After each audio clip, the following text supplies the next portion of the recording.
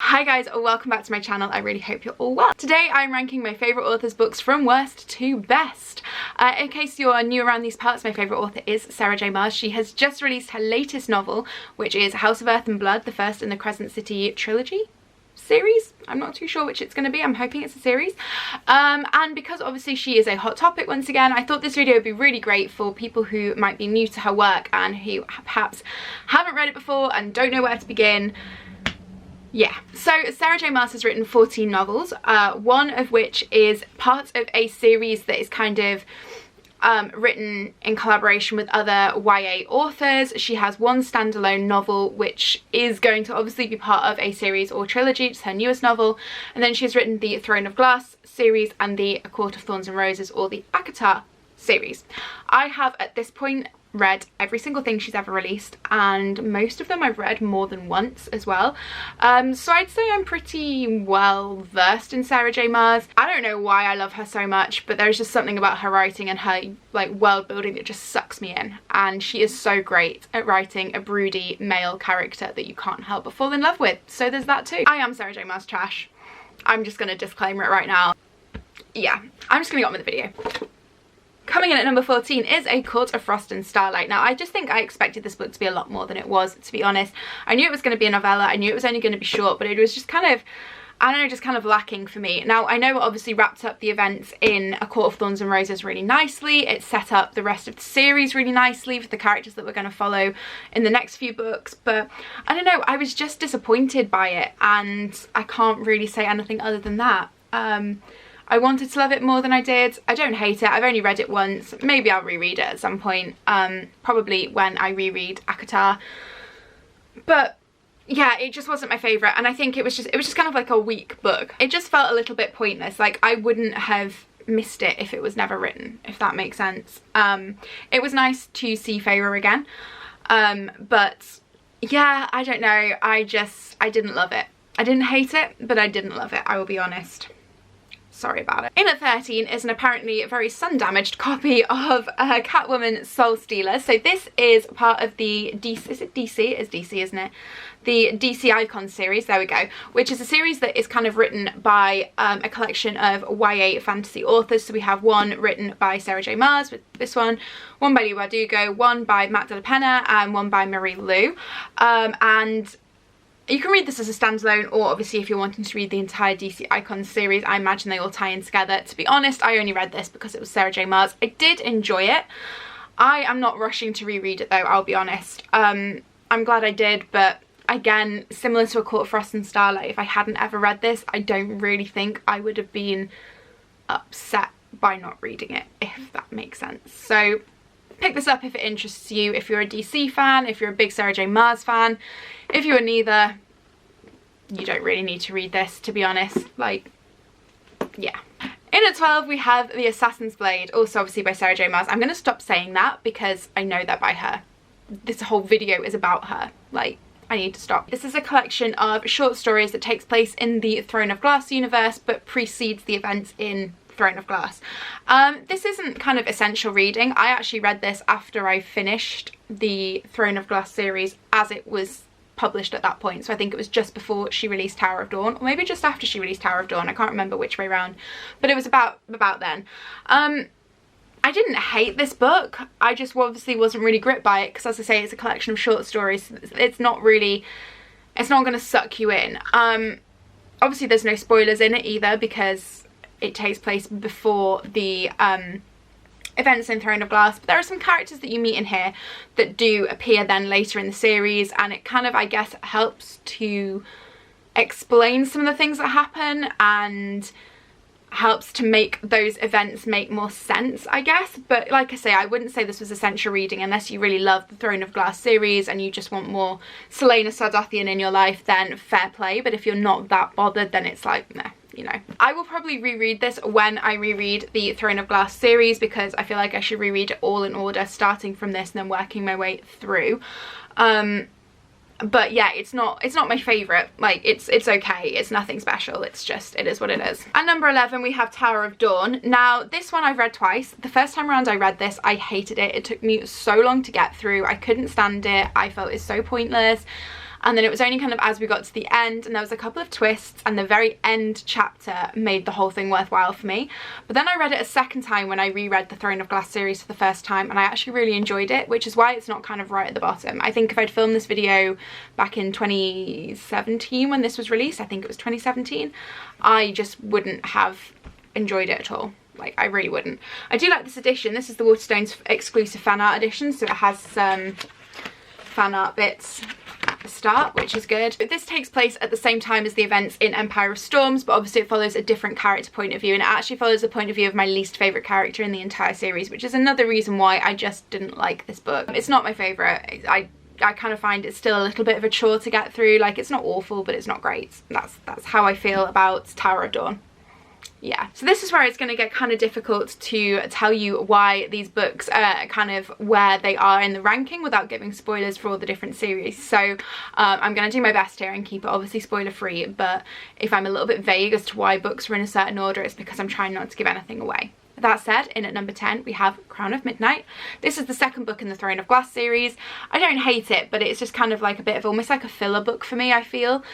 People say that about Heir of Fire, but I actually really like Heir of Fire because it introduces one of my favourite characters. This book kind of just pulls the narrative along a little bit. It's still fast paced, it's still really enjoyable. Like, I didn't hate this. In fact, I'm pretty sure I couldn't put this down when I read it, but I couldn't put any of the Throne of Glass books down when I read them, to be fair, so this was just in very good company. When I was trying to sit and do the rankings, I couldn't actually really remember what happens in this book, and I think that's why I'm just a bit like about it, which is why it's in at number 10. In at number 9 we have Queen of Shadows. Now Queen of Shadows, again, similar to Crown of Midnight. I just can't really remember what happens in this book. I remember it being really good. There's a lot of problems that are being solved in this book. The narrative speeds up a lot. There's a lot going on, but I just honestly can't remember the events in it, and that is why it's so low ranked. I remember still enjoying it, I just can't remember what happens in it. It's not kind of one of the standouts to me in the Throne of Glass series. What you got to remember about Throne of Glass as well is that story spans, you know, a large amount of books, and those books are thick as well. I mean, this isn't even the thickest in the series, and she's nearly like 650 pages, so you have to kind of bear that in mind. There is a lot to unpack in that series, and yeah, it's still a great book. I just can't remember what happens in it, sorry. In at number 8 we have Empire of Storms. This book I can remember what happens in, and oh my days, the ending of this book sent me west. I was not okay when I read this book, and I was especially not okay when I read this book because I knew we weren't going to get the last book in the Throne of Glass series for quite some time, so I knew I had to sit and wait to find out what happened at the end of it, and I cannot tell you the frustration of not knowing. It was intense. So this is the book that is kind of almost like a companion to Tower of Dawn that I spoke about before, so the events kind of run simultaneously alongside each other. Obviously I preferred this one because it follows my favourite character, so of course I'm gonna like this one. There is a whole lot of stuff that happens in this one. I'm pretty sure this one starts to get quite emotional as well, from what I can remember. It didn't make me cry, but there was some moments. There were quite a few moments actually in hindsight that had me going a little bit like, okay. I really love this book, so yeah. A Court of Wings and Ruin comes in at number 7. I actually really love this. This is the final book in the kind of trilogy that is the ACOTAR series, but obviously she has kind of announced there will now be more books in the series, but following different characters, whatever. This kind of wraps up the main narrative for our 2 main characters thus far in the series. I know this book is kind of polarizing and that some people really love it and some people really hate it. I actually did love it. There was moments in this that had me going crazy. In fact, there was one minute in it where I'm pretty sure I actually cry at this book towards the end. The first time I read this had me kind of like gasping. There were a lot of plot twists. There was a lot of things that I just was not expecting to happen in this book. I really, really love it. I really love it. This, I can't decide which my favourite series is that she's written so far. I love Throne of Glass so much, but sometimes I do think the ACOTAR series just kind of tops it a little bit. Yeah, I really love this. It was just the perfect way to wrap up that trilogy to me, and I kind of wish she'd left it here and not published a Court of Frost and Starlight, because I just felt like she didn't need to elaborate anymore. You know, this was perfect. This was the perfect ending of that series. Like, there just really didn't need to be any more, in my opinion anyway. But I'm also not complaining. You know, any Sarah J Maas book in my opinion is still a good book, so we're good. This is where it starts to get quite difficult for me to rank them again, because we're now at like my favourites, but there are 6 favourites, so what can I say?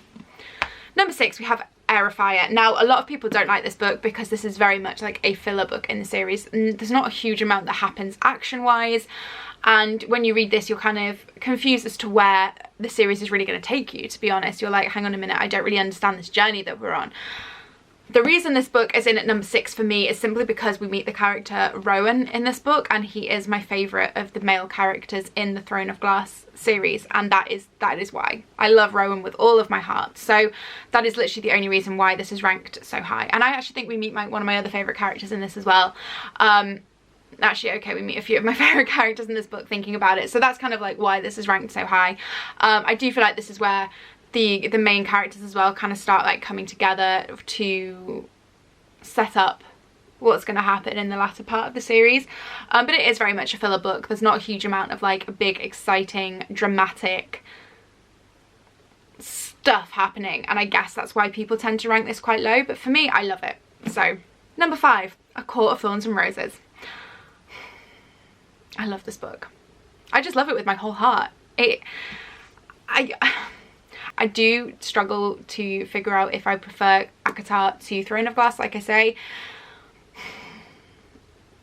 I think it's so difficult. I literally can't decide. But anyway, yeah, A Court of Thorns and Roses comes in at number 5 for me. I do really, really love this book. I love the characters. I love the world building. I love everything that happens in this book. It is intense. It's fast paced. It makes you gasp. You're not expecting it. There's a whole lot in here, and it's a wild ride from start to finish. So I really, really, really rate this book, like a lot. It's fabulous, absolutely fabulous, darling.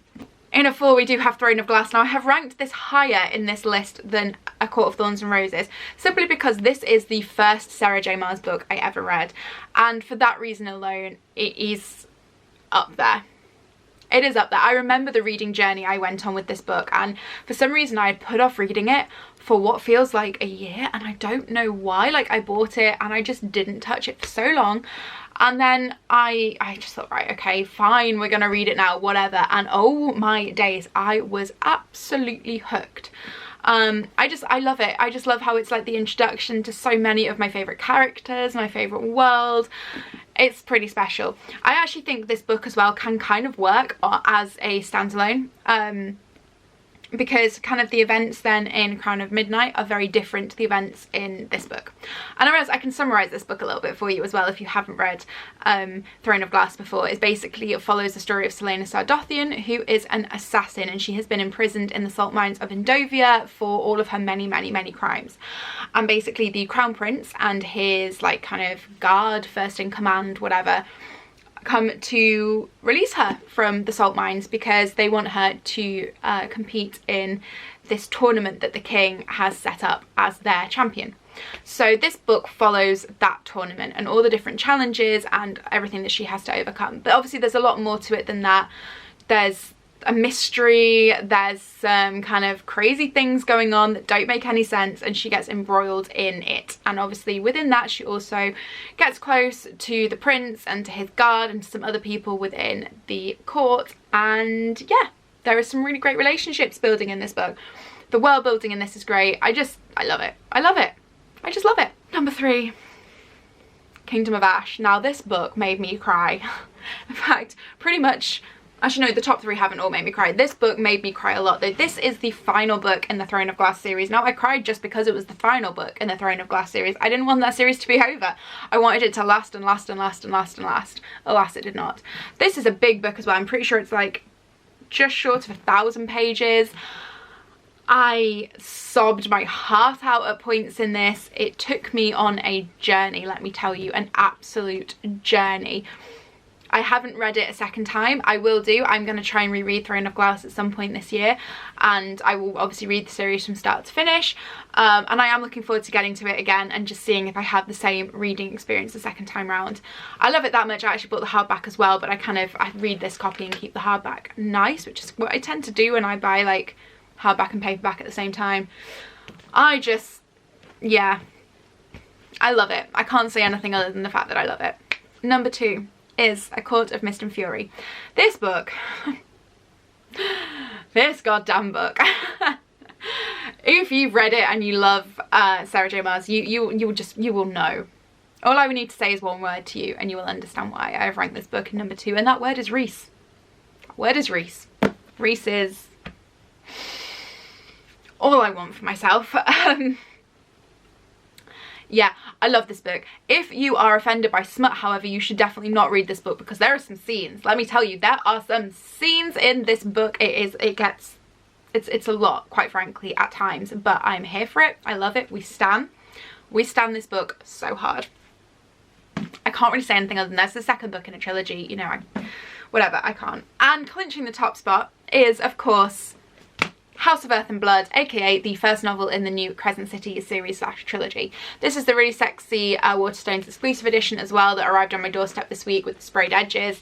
I, as you will know from my recent reading vlog, absolutely adored this book. This is without a doubt her best work. I laughed, I cried, I literally sobbed at points. This just took me again on a journey. It was just perfect. It was everything I needed to read, and I still have a book hangover from it. I've read 1.5 books since finishing this, but none of them are getting me hooked or getting me interested like this did. This book really just is something special. And if you're only going to read one book by Sarah J Maas in your lifetime, or one series by Sarah J Maas in your lifetime, I would recommend picking up this one. Obviously I'm biased, I would recommend picking up them all, but definitely pick this one up. If you start with this one though, I think I've seen a few people say this, if you do start with this book, you are going to be disappointed by her other books. There's no two ways about it. You will be disappointed, but this book is just special. It's so good. It has everything in it that you could possibly want, and this is also her only adult fantasy book so far, so the other ones technically fall into the YA category, although a lot of people kind of say that they believe that it should be new adult for a lot of them because of the themes that they uncover, and I would agree. This is definitely adult, and it's everything. It is literally everything, and if you want a good read whilst these crazy times around us are happening, I recommend this one 100%. So that was fun. I really hope you guys have enjoyed this video. If you have, please give me a thumbs up. Let me know in the comments below which your favourite Sarah J Maas book is, and I will see you in my next video really soon. Bye guys.